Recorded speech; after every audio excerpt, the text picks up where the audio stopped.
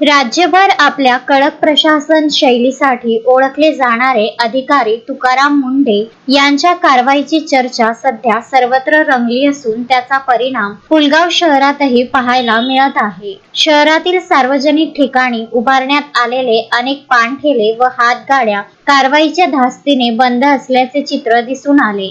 शहरातील प्रमुख चौक, बाजारपेठ व गर्दीच्या भागांमध्ये काही विक्रेत्यांनी स्वतःहून आपले व्यवसाय तात्पुरते बंद ठेवले असल्याचे नागरिकांनी सांगितले।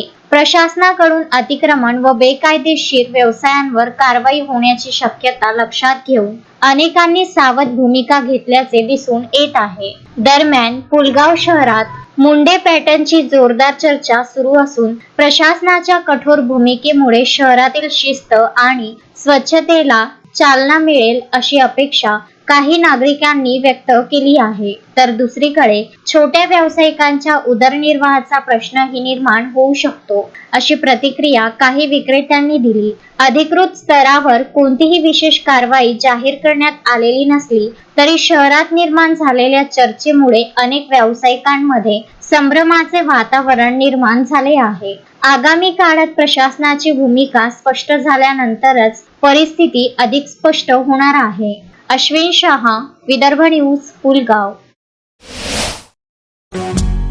श्रद्धा फैमिली शॉपिंग में जाएंगे हम सभी, साड़ियों की नई डिजाइन देखो यहीं से लाएंगे। श्रद्धा फैमिली शॉपिंग में जाएंगे हम सभी, लेडीज जेंट्स बच्चों की हर फैशन लाएंगे सभी।